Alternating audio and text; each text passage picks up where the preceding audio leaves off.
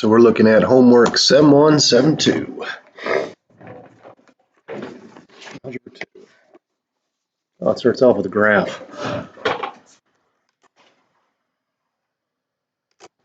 All right, so number 1 is a graphing problem. Graph 2 times 4 raised to the x minus 2 plus 2. And talk about your transformations here. This means shift right 2. And that is a shift up 2. Easy. So I'll draw that in. There's my shifting right 2. There's my shifting up 2. I haven't decided how I'm going to teach this tomorrow, but this point right here doesn't necessarily exist on the graph, but the x value here is at 2. The way I've traditionally taught these is plot a point before and plot a point after. I might actually make you guys memorize some key points. I haven't decided yet. I know how well memorization works. But x is 2, plug in a 1, plug in a 3. Those points usually work out pretty good. Don't always, but they usually work out pretty good. So to find y, I do 2 times 4 to the 1 minus a 2, plus 2. That should be 2.5, but it is first thing in the morning. Let's see what it is. And since I'm plugging in multiple things, I'll just use a storage feature. Notice I didn't do 2 times 4 is 8, because you can't. Yeah, 2.5. You can write that as 5/2 if you wish. When I plug in a2, the answer ought to be 4.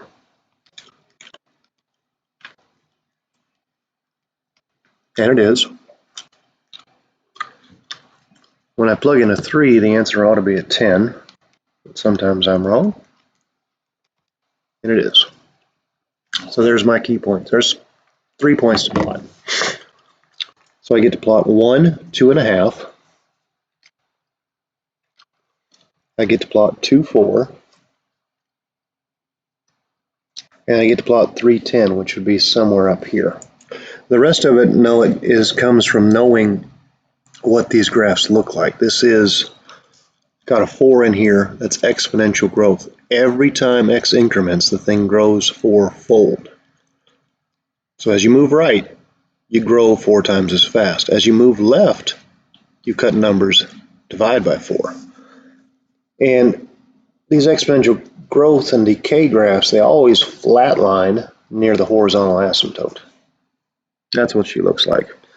Domain on this one is negative infinity to positive infinity, or if you love set builder, all values of x such that x is an element of the real.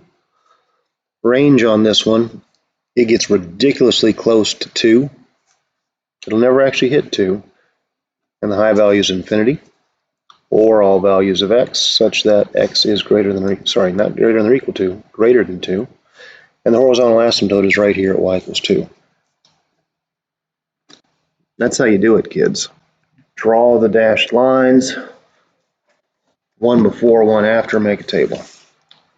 Number 4, you buy a new mountain bike for $200. The value of the bike decreases by 25% each year. So I saw it decreases, and of course each year. The formula I'm going to use is that the amount after time is the principal times 1 minus r raised to the t. So write a model giving the values, bike's value a, should say a sub t after t years. So the amount after time is going to be the initial price of 200 times 1 minus 0.25 raised to the t. That, of course, cleans up to be 75 hundredths. Use your model from part A to predict the value of the bike in 3 years. All you got to do is plug in a 3. Finding a sub 3.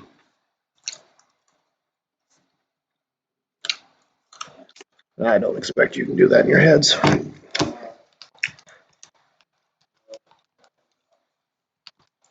$84.38. This is money, so we're going to round to the nearest penny. Estimate when the value of the bike will be worth $100 using technology. So the amount after time is 100. It's just simple substitution.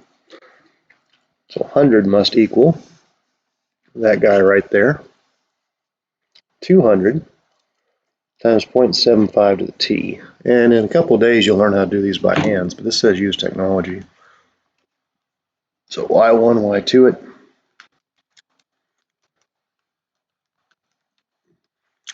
Always do a zoom 6. And you'll have to look up to at least 100. Window y max, we'll say 125.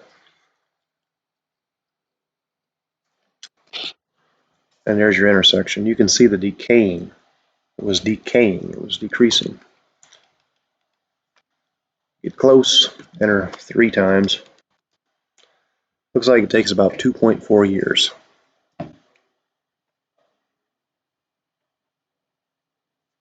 So how much time is that? That's obviously 2 years. And then you take 0.4, multiply it by 12, roughly 5 months. 2 years and about 5 months. Yeah, that's something you would expect from an answer like that. Something that makes sense to people. 7, an investment doubles every 12 years. If 3,000 is invested now, what will be the amount of the investment in 100 years? So we double every 12 years. If you double something, you increase by 100%.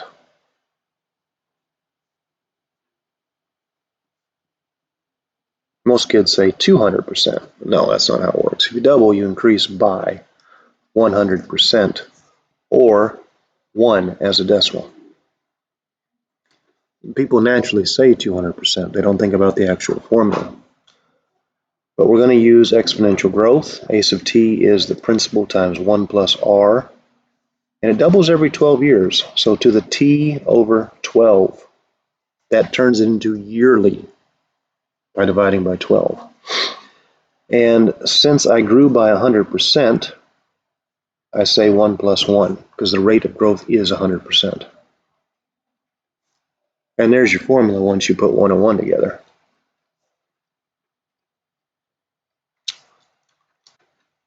I need to modify those formulas so they talk about that a little bit. And I want to know what's going to be worth in 100 years. So everywhere I see a t, I'm 100.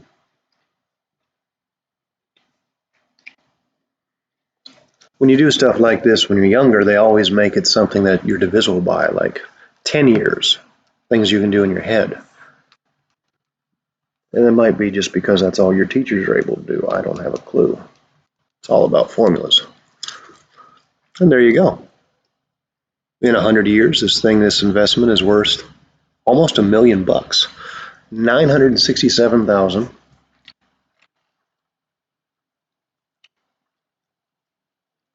619 and 36 cents. So if you've got some money now, invest it for your grandchildren. Take $3,000, throw it in the market, never touch it. Grandchildren will thank you. Of course, their children will be ruined from being wealthy. A certain rumor about you spreads around town at a rate of 300% every 4 hours. If only one person knows the rumor now, part A is write an equation modeling. So it spreads around town. That's going to be growth. So I'm thinking about this thing, which might have to get modified quite a bit because of that, every 4 hours. So I'm going to say that time over 4 to make it an hourly thing. That's why we do that division. It turns it into an hourly deal. 300% would be the decimal 3. And only one person knows. That's the principal. So the amount after time is the understood 1. 1 plus 3 is 4 to the t over 4. There's your model. Rewrite it so the equation now represents how fast the rumor spreads every hour. Okay. I'm going to pull that 1/4 from the t. Make it look like a quarter of t written like that. And then I'm going to move that 1/4 to the interior. And then I'm going to see what the fourth root of 4 is. There she is. About 1.4142. That's oddly enough the square root of 2, isn't it? I should have known that. Yeah, it's root 2. In fact, just because it'll throw you off a little bit, I'll just leave that as root 2t. If there are 21,200 people in this town, it should say in how many hours, or sorry, no, that's right, how many hours until they all know. So the goal here is that all of them, the amount after time, is 21,200. And we're just going to set it equal to either one of these equations. It doesn't matter which one you do. Probably just use the original. 4 to the t over 4. And you don't know the math to do this yet. So y1, y2.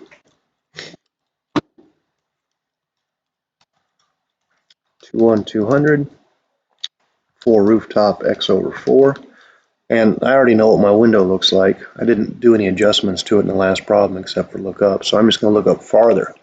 I'm going to set the y max to be about 25,000. And I'm going to use the intersect feature. But it's going to take a while. This is an hourly equation. So I'm going to have to look way into the future. Let's see what happens in 100 hours by changing x max to 100. There she is. It happens pretty quick. That's how rumors spread. Doesn't matter if they're right or not. Doesn't matter if they're going to damage somebody's reputation or not. That's how rumors spread. So it looks like it takes about 28.74 hours before everybody knows whatever it is that you did. And the sad part is they've all judged you, even if it's not true. But the time is about 28.74 hours. Number 11, students' attention span. Actually, I need to stop. I don't have time to do this, so I guess I'll be working lunch break for you. Yay. Yeah, it's not like I eat lunch anyways.